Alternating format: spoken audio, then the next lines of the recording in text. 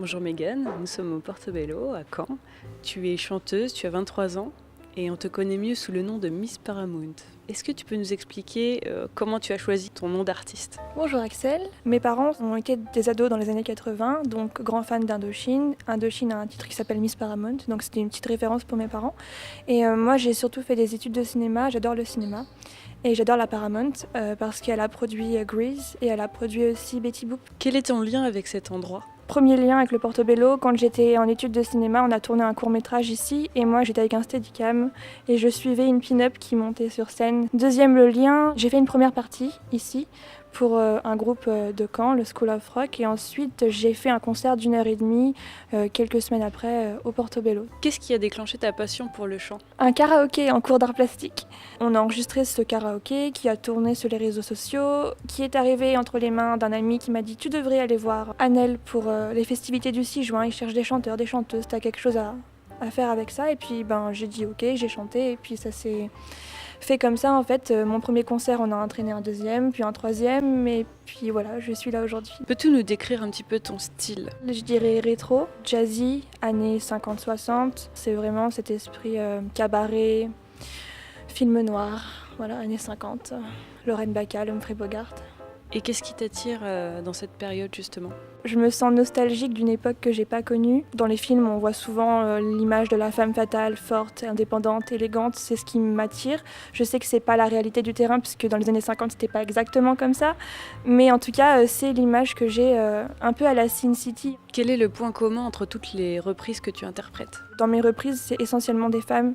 Peggy Lee, Nina Simone, Ella Fitzgerald, que des femmes avec un sacré caractère qui se sont démarquées dans une époque où c'était très dur pour une femme de se faire une place, quoi. Parmi les œuvres que tu interprètes, est-ce qu'il y en a une que tu affectionnes particulièrement ? C'est Cry Me a River de Nina Simone. J'adore cette chanson pour plein de raisons. Toutes les chansons jazz un peu parlent d'amour tout le temps. Amour heureux, amour champêtre. Et elle vient de se faire jeter. Et la personne qui l'a larguée revient en rampant un peu vers elle quelques mois plus tard. Et elle lui dit écoute, t'es mignon, mais pleure-moi une rivière parce que j'en ai pleuré une pour toi. Et puis j'aime beaucoup la sensualité qu'elle a dans sa voix et tout. J'adore cette chanson, je sais pas pourquoi, c'est ma favorite. Hormis les artistes que tu as cités, est-ce que tu as d'autres influences ? Alors dans l'esprit jazzy, il y a Amy Winehouse, Lana Del Rey, Duffy.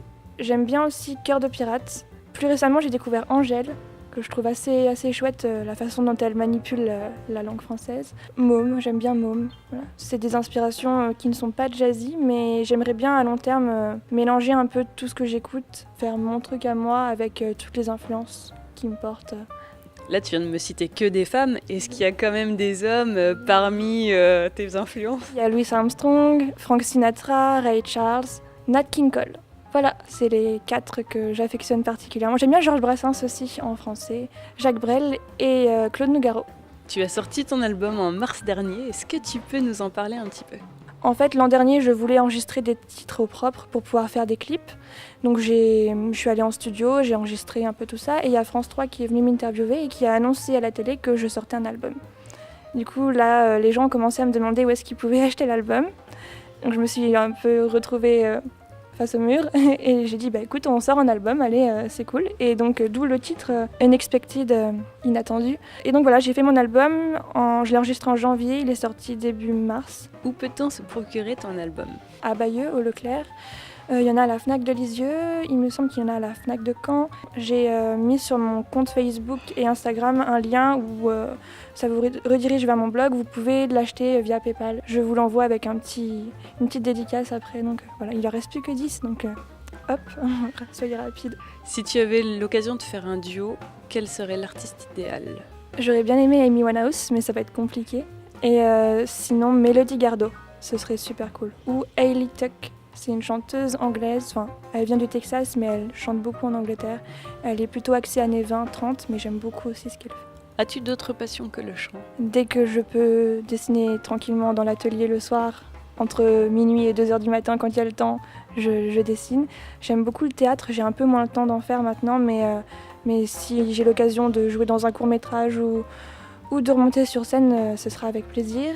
J'adore l'histoire, rien à voir avec l'art, mais je pense que si un jour je devais me reconvertir dans un notre univers, ce serait vraiment l'histoire, j'adore ça. Quelles sont les prochaines dates de prévues? Je joue à Isigny le 18 novembre, à Boulon, c'est à côté de Caen, le 8 décembre, à Bourges le 14 décembre, et entre deux, je vais à Londres, donc il y aura d'autres dates qui se font à Londres, mais ça fait un petit peu loin, si vous voulez venir me voir.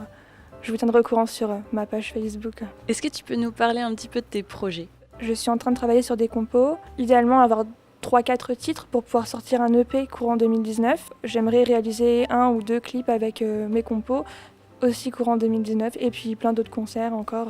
D'un point de vue artistique, quel est ton plus beau souvenir? J'ai donné un concert où il y avait 2500 personnes et c'était complètement dingue parce qu'on était au bord du lac Léman, il y avait la montagne en arrière-plan avec le lac, des belles lumières et 2500 personnes qui dansent. C'était la première fois que je faisais une scène aussi grande. C'est dans ces moments-là que j'ai envie de continuer encore plus. As-tu une anecdote? Bon, ça, faut pas trop le dire normalement, mais quand on fait un concert d'1h30 et qu'on a une trentaine de chansons, ça arrive des fois qu'on oublie les paroles. Et ça m'est arrivé une fois je chante et je pense au couplet suivant qui arrive et je ne me souviens plus des paroles et je le vois arriver et je sens que ça va faire un énorme bide. Du coup, j'ai crié « À vous !» et les gens ont chanté pour moi. Et là, je me suis dit « Waouh, ils connaissent la chanson, c'est génial !» Du coup, ça fait partie du show et les gens étaient super heureux. Et moi, je me suis bien sortie de la misère à ce moment-là.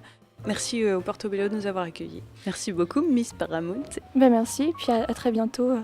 Ma chambre a la forme d'une cage, le soleil passe son bras par la fenêtre, les chasseurs à ma porte comme des petits soldats qui veulent me prendre.